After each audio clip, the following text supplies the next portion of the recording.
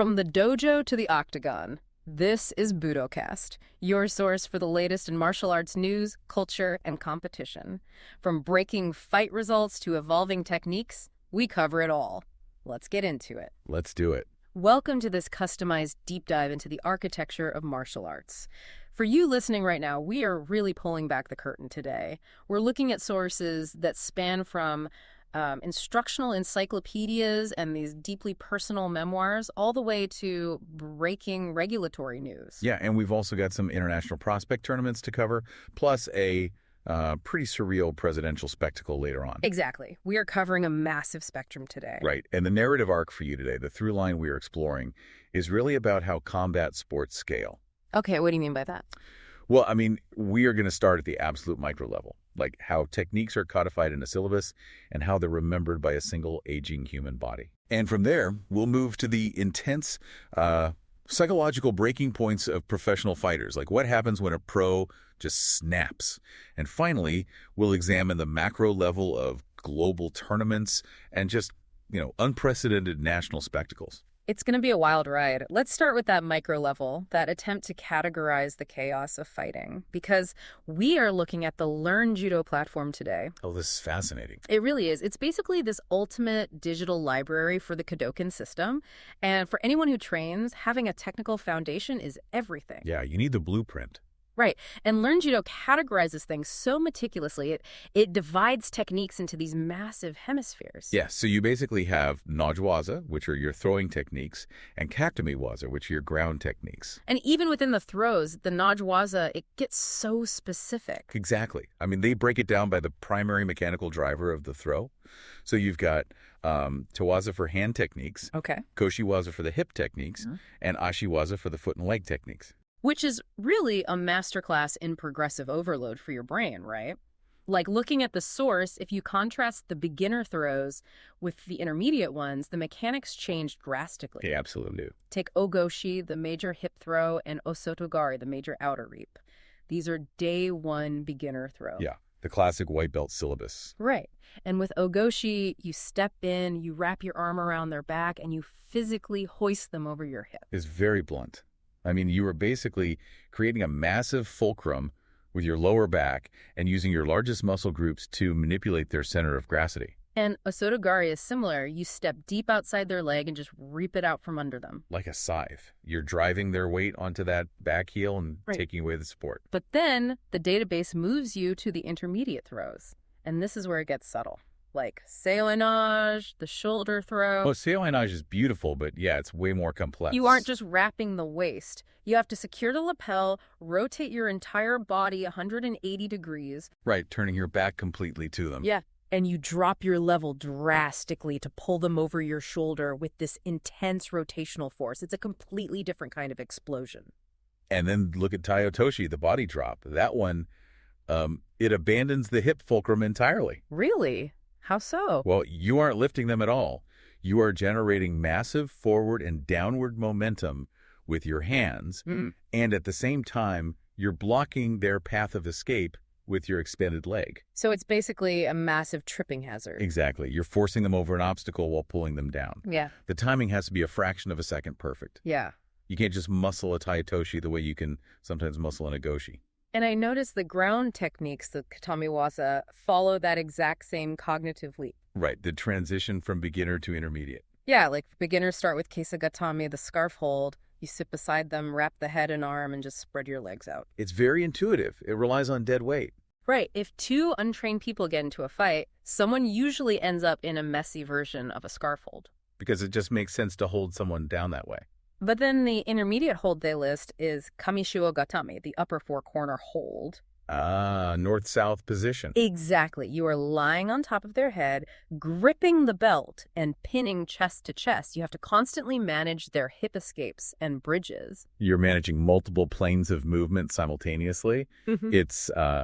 It's exhausting if you don't know the mechanics. I really like to think of this strict Kodokan classification like learning a language. Okay, I like that analogy. Yeah, like first you learn the alphabet.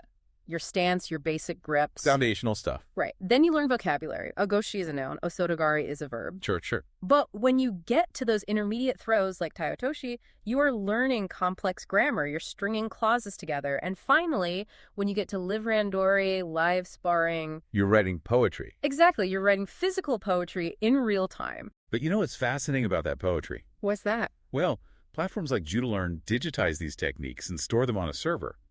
But the most incredible storage system for martial arts is actually the human body itself. Oh, absolutely. The nervous system. Yeah, the way it writes that poetry into your muscle memory. Which brings us seamlessly to this incredible Guardian article by Lauren Potts. Man, his story is so deeply relatable. It really is. So let's look at Lauren's backstory. She's a teenager in the late 90s, right? She started kickboxing at 14. Growing up in the quote-unquote mean streets of Congleton, Cheshire. Right, a quiet little market town. Yeah. But she wanted to be like Buffy the Vampire Slayer. Who didn't in the 90s. Exactly. But she actually put in the work. She wanted that specific, stylized physical power. And she grinded for 4 years, 3 nights a week. And it led up to her black belt grading in 2004, which, looking at the source, sounds like absolute torture. How was a gauntlet? 3 hours long, endless physical conditioning, live sparring, and the grand finale. A surprise street fighting simulation where her instructors actually came at her swinging real pipes. Literal metal pipes, just to test her fight-or-flight response under absolute terror. And she passed. She got the black belt. But then, life happens. Right. Fast forward 20 years. She's 39, staring down 40, and she gets this medical reality check. A cartilage tear and mild hip arthritis. Which is devastating for a former athlete. Mm-hmm. She actually feared she'd never be able to throw a spinning heel kick again. So what does she do? She returns to her childhood club. It's like time travel. It really is. Her original coaches, Alistair and his mom, Lynn, are still there. Her old sparring partner, Amy, is still there. And this is where the muscle memory aspect is just mind-blowing. The mind versus the body. She strapped on her gloves, tightened the Velcro with her teeth, classic gym habit. Oh yeah, totally instinctive. And the combinations just poured out of her. Jab, cross, hook, uppercut. Jab, hook, back fist. Perfect recall, because she had carved those neural pathways 20 years ago. The motor cortex just said, oh, we're doing this again. Cool, I know this program. She even threw that spinning heel kick and hit the pad perfectly on the first try. But then came the mental block. The jump roundhouse kick. Right. Coach Alistair calls for a jump roundhouse. And Lauren freezes. Because that's a high-impact move. Yeah, it requires an explosive launch off one leg. And suddenly, her 39-year-old brain takes over. She starts thinking about her hypermobile, sprain-prone adult ankles. Her arthritis. She basically psychs herself out. Completely. She performs this embarrassingly timid hop. It wasn't a physical failure. It was an executive function failure. And I love what Coach Alistair said to her here. It's such a profound quote. What did he say? He looked at her and said, it's not because you can't do it. It's because you don't believe you can. Wow. Right. He identified the actual bottleneck. It wasn't her joints. It was her self-belief. And once she realized that, she cleared the height easily. That is incredible. He assessed her as operating at the level of a second Dan blue belt. That's only 4 belts below black after 20 years away. It's amazing. But the aftermath was a bit less graceful. Yeah, the reality check. Bad stance, erratic breathing. And the next day, salt baths and ibuprofen. Because the software was there, but the hardware was definitely 39 years old. Exactly. And I think the takeaway here for you, the listener, is so important. How often do we just assume our bodies are obsolete? When really it's just our self-belief that has deteriorated. Yeah. Lauren's newfound appreciation for what her bones and muscles can achieve at 39, even with arthritis, is a massive lesson for anyone who feels like they are aging out of their prime. But that transition into your late 30s. For Lauren, it was an inspiring realization in a kickboxing class. Yeah. But if you are a professional heavyweight fighter, hitting your late 30s demands a very different and much, much harder realization. Ah, right. The pro athlete's dilemma, knowing when to fold and when to keep fighting. Exactly. Let's talk about Austen Lane. This is a story of a truly graceful exit. Austen Lane is just a physical anomaly. To do what he did is so rare. Retiring from the UFC at 38. Right. But his background is what's crazy. Right. He is a dual sport athlete. And we aren't talking about playing baseball in high school. We are talking about the NFL. The literal trenches. Yeah, he played 30 NFL games over 4 seasons, defensive end for the Jacksonville Jaguars and the Detroit Lions, Which is just punishing on the body. after being a first-team All-American at Murray State. And then in 2015, he pivots to MMA. And making that transition to heavyweight MMA, I mean, the sheer physical toll of going from NFL collisions to taking head kicks from 265-pound men, it's unfathomable. Look at his stats. His pro MMA record is 13-8. But his UFC record, it's rough. 1 win, 5 losses, and 1 no contest. Right. His only UFC win was a unanimous decision over Robles de Spain in October 2024. But that was followed by 3 stoppage losses, 3 finishes. And that's the reality of the heavyweight division. The damage accumulates so fast. But the wild part is, the UFC offered him another fight, a guaranteed July fight. Guaranteed money. Exactly. And he had the mental clarity to turn it down and officially notify the UFC of his retirement. That takes so much self-awareness to look at your body, look at 3 recent concussive or subconcussive events, and say, I'm walking away. It's incredibly rare to see a fighter exit gracefully like that. It really is. Most guys have to be carried out on their shield. Right. But if Austen Lane represents gracefully accepting reality and walking away, Joe Schilling represents what happens when the frustration just boils over. Oh, man. The PFL Brussels incident. This was a bizarre breakdown. He didn't just walk away. He walked away in the middle of a live fight. Let's set the scene for the listener. This is at the ING Arena, PFL Brussels. You've got Joe Schilling and Gane.We, both former G-Lori kickboxing champions. Elite strikers. Absolute killers, and the fight lasts exactly 37 seconds. Because of the foul. Yeah. Schilling is on his back, playing guard, and Abena just throws this blatant illegal headbutt right into Schilling's face. Just spikes him with the crown of his skull. The referee, Mike Beltran, pauses the action immediately. He deducts 1 point from Abena. Which brings us to the regulatory analysis. Because a lot of people were screaming for a disqualification. Absolutely. But the Mohegan Tribe Director of Athletic Regulation, Mike Mazzulli, explained why it was only a 1-point deduction. And what was his justification? He said the headbutt, quote, did not adversely affect that round. Wait, really? Did not adversely affect? That's the official explanation. I mean, how can taking an illegal skull to the face from a professional fighter not adversely affect you? Well, according to the unified rules, if the foul doesn't cause a fight-ending injury or severely compromise the fighter's ability to continue, they penalize and restart. And the restart is where everything unraveled. Totally unraveled. Breaking down the audio from the ESPN Plus broadcast, Beltran gave Schilling a choice: restart on the feet or restart on the ground in the exact same position. And Schilling chose the ground. Right. But here is my question for you.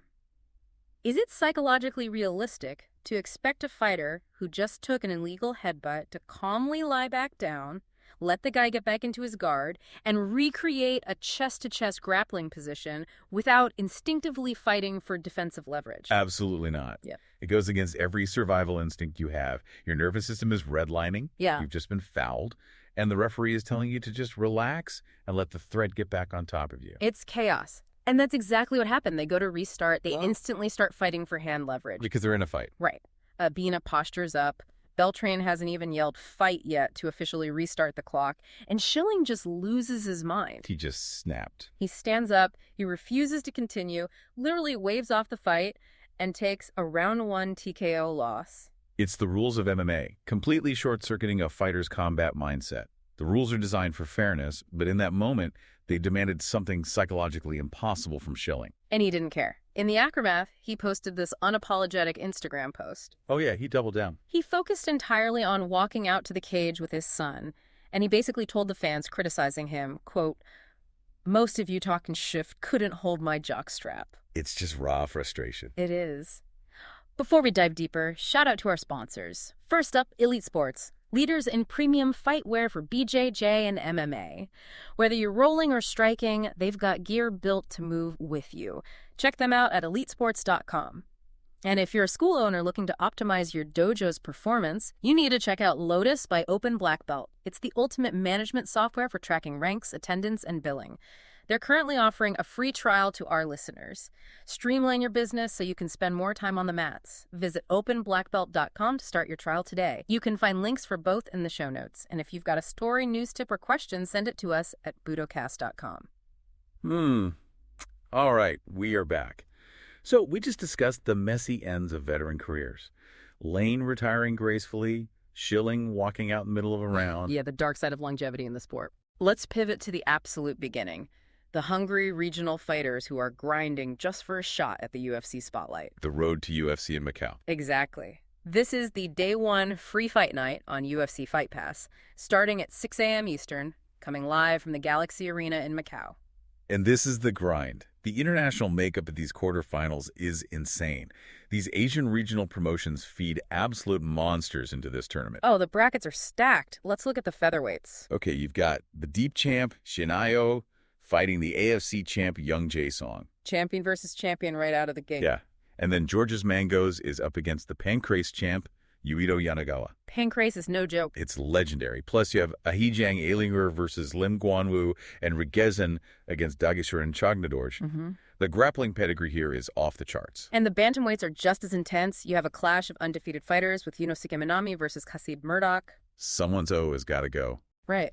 And you've got the Matrix Fight Night champ, Ragindra Dant, another Pancrase champ, Ryo Tajima, plus Tihai Tao, Kimber Delintazon, Riho Miyaguchi, and Chungring Koren. The pressure on these guys is unbelievable because this is a tournament format. Yeah, it's win or go home. And sometimes the pressure breaks them before they even fight. Look at the main event drama. Victor Martinez. Yeah, a Dana White's Contender Series veteran. He's desperate to get his first UFC win against Rongzhu. And what happens? He misses weight. He misses weight, making this an incredibly chaotic must-win scenario for him.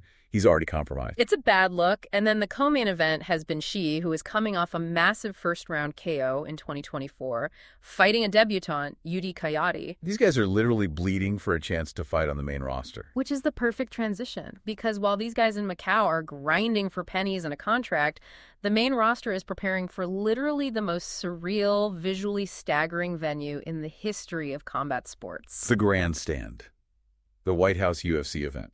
Now, before we get into this, we need to explicitly remind you, the listener, that we are examining this event purely from a logistical, cultural, and sports spectacle perspective. Yes, we are not endorsing or taking any political sides regarding President Trump or the White House. Exactly. We are just looking at the sheer scale of what is happening. And the scale is mind-blowing. It is scheduled for June 14th. It's celebrating the 250th anniversary of the Declaration of Independence and President Donald Trump's 80th birthday. Two massive milestones combined into one event. I want you to picture the visual spectacle of this.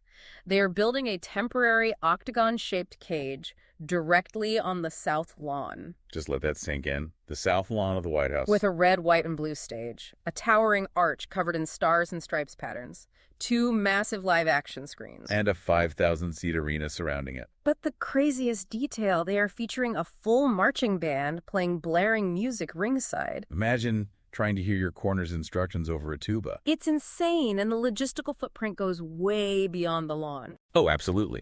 The weigh-ins are scheduled at the Lincoln Memorial. Underneath a planned 250-foot arch. And because 5,000 seats aren't enough, they're issuing up to 85,000 free tickets for spectators to watch on screens at the Ellipse Park. 85,000 people. Trump was quoted saying, "I've never seen anybody want anything so much as people want those tickets." It is a mobilization of resources unlike anything the sport has ever seen. But here is the fascinating contrast. You have this massive venue, this historic scale, but the fan reaction to the actual fight card. They've panned it. Yeah, they've called it super underwhelming. Because look at the fights. You have two championship fights, but they are both for interim titles. Right. Alex Pereira versus Ciryl Gane for the interim heavyweight title. And Ilia Topuria versus Justin Gaethje for the interim lightweight title. And as the source notes, Gaethje is one of only 2 Americans to currently hold even a share of the 11 UFC belts. Which is ironic for a 250th American anniversary celebration. Truly. And you also have to put this octagon in the context of the larger White House construction projects going on right now. Yeah, this isn't happening in isolation. The source mentions they are building a Mar-a-Lago reminiscent rose garden patio. They are putting in a presidential Walk of Fame colonnade. They completely demolished the East Wing ballroom to rebuild it. They're repainting the Eisenhower building. It's a massive building boom, and the UFC cage is just one piece of this massive physical transformation of the space. So I have to ask you, looking at all this, does surrounding an MMA cage with a marching band on the lawn of the Executive Mansion elevate the sport? Does it make it the ultimate American pastime?